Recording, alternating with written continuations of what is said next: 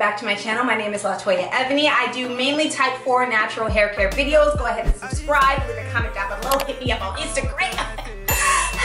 Today we're going to talk about hair growth. Is it really possible to get long hair? What is the truth about hair care? And the truth is that we need to get down to science. Yes, there is a tutorial. I will link it down below, okay? Hair grows from your hair follicle, and it is nurtured by the nutrients in your blood. By your blood vessels, okay? We all know how hair works, but I want to tell you guys that there are 4 stages, but 3 main stages that I'm going to talk about: the anagen, the catagen, and the telogen stages. And I'm going to give you guys just a little breakdown right now. There are 3 phases of hair growth: the anagen, catagen, and telogen phases. The anagen phase is the growing phase of the hair. This 2 to 7 year period is when all of the nourishments and products you use are actually making a difference. This is the phase that determines how long your hair can grow. The catagen phase is the transition phase. This phase has some timeline discrepancies, so for the sake of this video, I'll say it lasts from 10 days to 3 weeks. At the end of this phase, the hair follicle detaches. The telogen phase is the resting phase. This is when the new strands begin the growth process. And the exogen phase, not as commonly discussed, is at the end of the telogen phase. It's when the hair actually falls out. This is what happens when we get shed hair.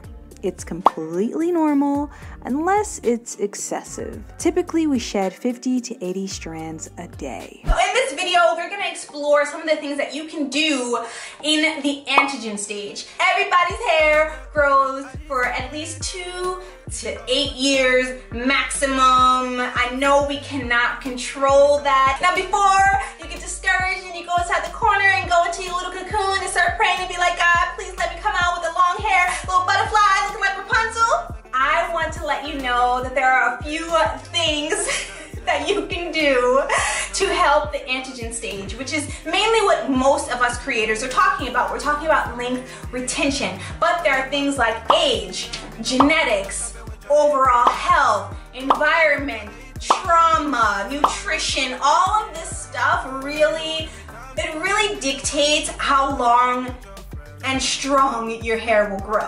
So there are some amazing nutrients that you should be feeding those blood vessels so that your hair has the optimal chance of growing those full 7 to 8 years, if that is your cycle. All right, so we've got some omega fatty acids like in avocados, your fats, your nuts, the things that fill you up and cause you not to overeat. They really are great for the nutrition of your hair. You also have vitamin C. Vitamin C has antioxidants, which are very good for protecting your hair from the outside environment, you guys. But I use emergency every once in a while, so I mainly use this when I'm sick, but there's no scientific proof that vitamins actually work. And I mean, vitamin C, it could just be all in our heads, but I do know vitamin C in general is good for your health. So you can get vitamin C from things like this, emergency. You can also get it from certain fruits.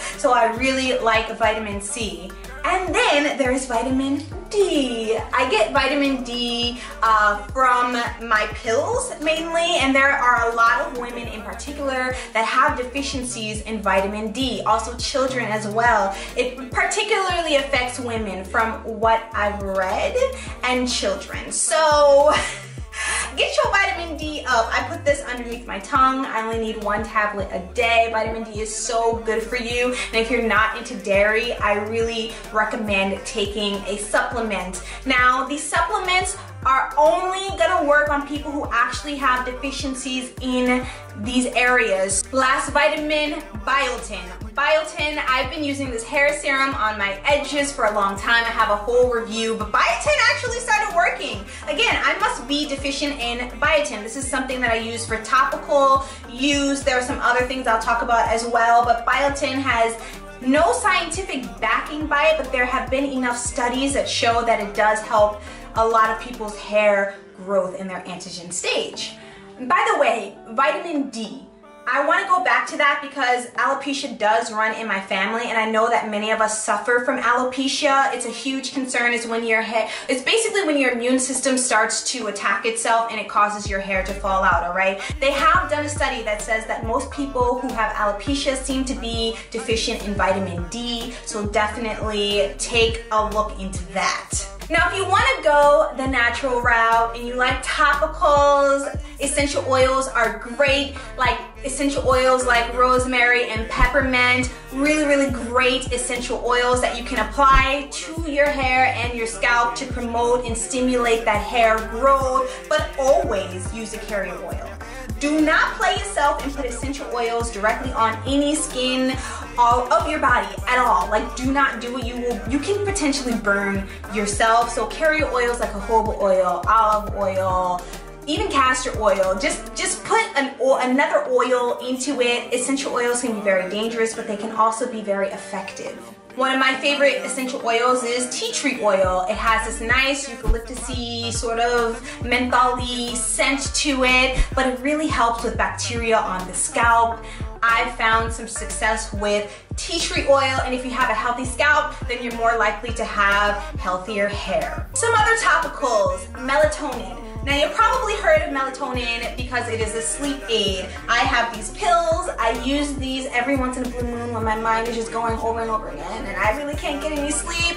There have been some studies that suggest that melatonin can help with hair growth as well if it is applied topically. I'm not sure about internally, but I can say that if stress is one of the reasons why you are not getting the hair growth, you're probably not getting good enough sleep, and your body needs sleep in order to function properly. So one of the first things that lack of sleep starts showing is in your skin and then your hair a lot of times.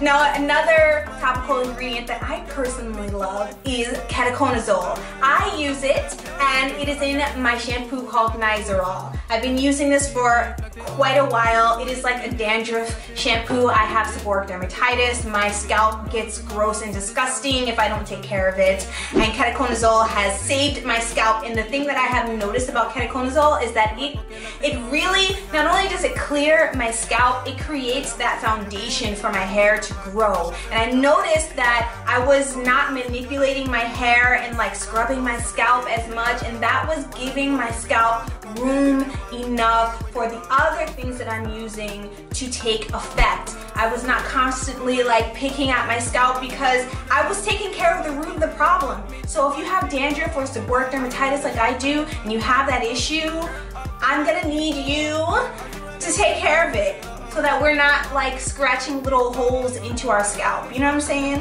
Keratin. Keratin I have personal experience with. When I was transitioning in my hair, I used to use a keratin mist, and the cool thing about keratin, especially in terms of applying it topically, is that your hair is already made up of keratin. Your hair, your nails, keratin. I especially loved using keratin because when I was transitioning, I had 4C hair and freaking, you know, a relaxer. By the way, you're like, 4C?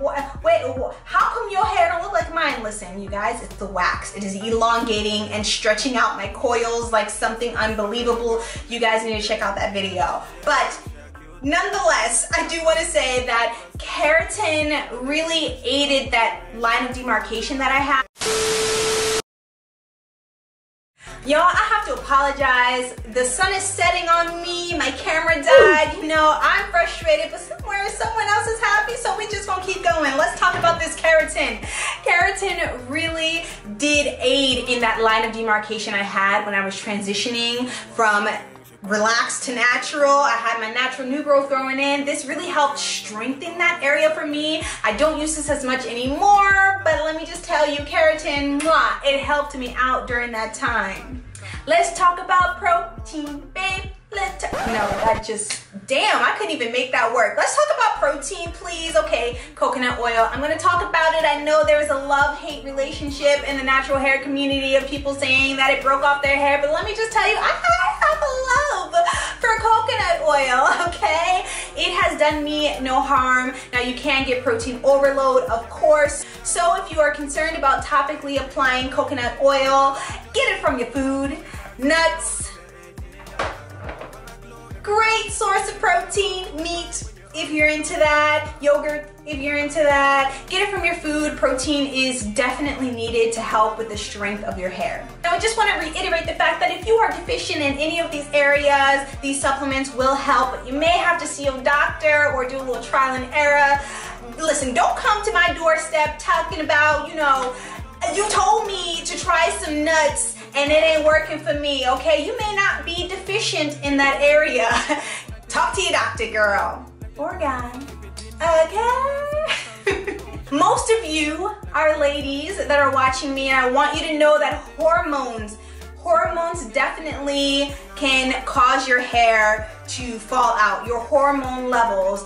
Like, for example, when you're pregnant, your estrogen is popping. You know what I'm saying? So you may notice that your hair is growing longer, stronger, faster. It seems to be in that stage of pregnancy. When you deliver your child, you may be just like me, in which your hair just seems to fall out. That has to do with hormones. Your hair is just letting go of all that excess it lets you hold on to. So it is normal, but it is nonetheless traumatic. Also, you want to just monitor your stress levels, okay? It has been hard out here, even for a pimp. You know it's hard out here for a pimp when he trying to get this money for the rent. Let me tell you, I have been stressed, and what happens when you get stressed? You lose sleep. We already talked about melatonin, so if you have to pick up some pills to help you out, if you need to see your doctor, your therapist, seriously, I'm being really serious. If you need help, you should go get that help. I am not ashamed of it. I've gotten help myself, for real, all right? But if you're stressed, I'm gonna need you to go ahead, go to sleep, drink your water, get your nutrients, because that could also help with how you're feeling. Food and nutrients really does aid in feelings and just overall, I mean, really just everything, because we really are what we eat.